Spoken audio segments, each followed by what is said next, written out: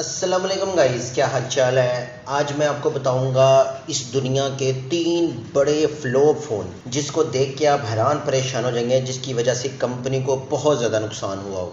सबसे पहला जो फ़ोन है वो है ब्लैकबेरी। ब्लैकबेरी को कौन नहीं जानता। ये पाकिस्तान में इतना मशहूर ना हुआ हो, लेकिन ये यूएसए में बहुत ज़्यादा मशहूर है। आप मान लो कि यूएसए में 55% जो मार्केट शेयर है वो इसके पास ही है, और पूरी दुनिया में तकरीबन 25% शेयर पूरी मार्केट का इसके पास है। समझ लो पूरी दुनिया में अगर 100 फ़ोन बिकते हैं तो 25% तो इसी के हैं, और यूएसए में 55%। तो अंदाज़ा लगा लें ये कितनी बड़ी कंपनी है। ये वो कंपनी है जिसने तकरीबन एक साल में कोई 50 मिलियन फ़ोन भी सेल किए हैं। बेसिकली ये कंपनी शुरू हुई 1984 में, जो कि तकरीबन मॉडर्न और पिक्चर्स बनाती थी और छोटे मोटे गैजेट्स बनाती थी। तब मोबाइल फ़ोन का इतना कोई रुझान नहीं था, लेकिन आस्ता आस्ता जैसे ही मोबाइल फ़ोन स्मार्टफोन आते गए तो इसने भी एक फ़ोन लॉन्च किया जिसके जो कीबोर्ड थे वो क्वाटी कीबोर्ड के नाम से इसका एक कीबोर्ड था जो ब्लैकबेरी की तरह दिखता था। तो ब्लैकबेरी की तरह का दिखने की वजह से इसका नाम ब्लैकबेरी पड़ गया। 2000 से लेकर 2004 तक इसने पूरी दुनिया में और यूएसए में राज किया। इसकी सबसे बड़ी खासियत ये थी कि इसके ऊपर से ईमेल का रिप्लाई चला जाता था और ईमेल टाइप भी हो जाती थी। तो उस वक्त में ये एक बहुत बड़ी एक कामयाबी समझी जाती थी, क्योंकि उस वक्त में ज़्यादातर ईमेल का जवाब देना ही स्मार्टफोन समझा जाता था। ब्लैकबेरी ने फिर एक बार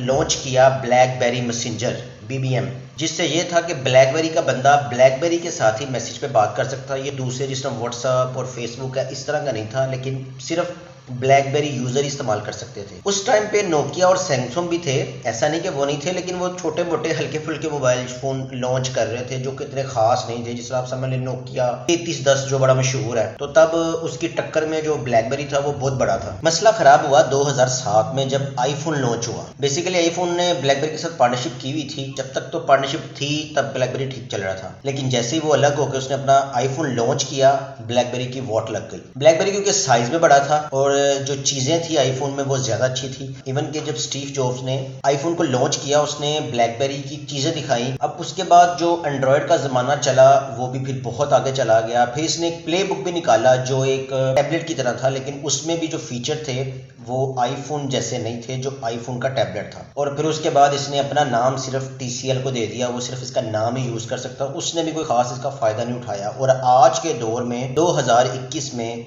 ब्लैकबेरी का नामो निशान नहीं है। ये वो फ़ोन है जिसको बराक ओबामा बड़ा पसंद करता था और उसके बगैर वो रह ही नहीं सकता था। नाज़रीन, दूसरे नंबर पे जो फ़ोन है वो बहुत बड़ी कंपनी का फ़ोन है जिसका नाम है माइक्रोसॉफ्ट किन-1। माइक्रोसॉफ्ट का फ़ोन है किन-1 और ये एक विंडो CE इसमें लॉन्च की गई थी। विंडो फ़ोन कह सकते हैं आप इसको।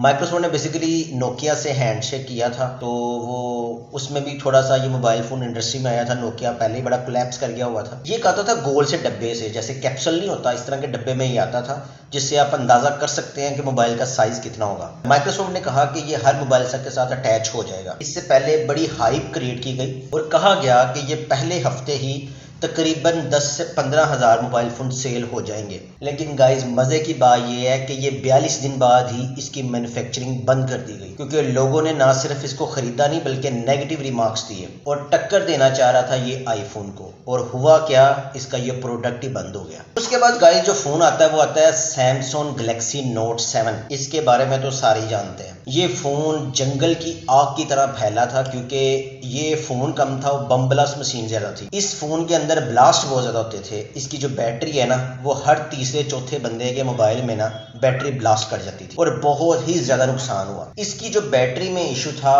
वो था कि जी इसकी जो होती है ना अंदर इलेक्ट्रोल वो प्रॉपर फिट नहीं बैठे, बैटरी को पूरी स्पेस नहीं दे सके, वो आपस में लगते थे तो ब्लास्ट हो जाता था। ये बाद में सैमसंग ने बताया। अच्छा, इन्होंने क्या किया, पहले तो देखिए सारे फ़ोन ब्लास्ट हो रहे हैं, इन्होंने फिर सारे फ़ोन वापस मंगवा लिए। जिसने खरीदे थे वो वापस मंगवा लिए। अब इसने दूसरी कंपनी का कॉन्ट्रैक्ट किया जिसने बैटरी बनाई और वो भी सेम ही फॉल्ट हुआ। जब फ़ोन इन्होंने रीलॉन्च किए तो बड़े भयानक तरीके से फिर ब्लास्ट हुए। इवन की ऐसी वीडियो हैं जिसमें लोग मोबाइल ठीक कर रहे हैं और इसकी बैटरी ब्लास्ट हो गई। इस मोबाइल फ़ोन की वजह से इस कंपनी को 17 बिलियन $US का नुकसान हुआ। और ये वो वाहिद फ़ोन था जब आपने किसी एक शहर से दूसरे शहर या एक मुल्क से दूसरे मुल्क सफ़र करना है तो इस मोबाइल फ़ोन को आप साथ नहीं देख सकते क्योंकि प्लेन में ये अलाउड ही नहीं था। आप समझ लें कि इसको बैन कर दिया गया था प्रॉपर। गाइज, अगर आपको वीडियो पसंद आए तो मेरे चैनल को ज़रूर सब्सक्राइब कीजिएगा।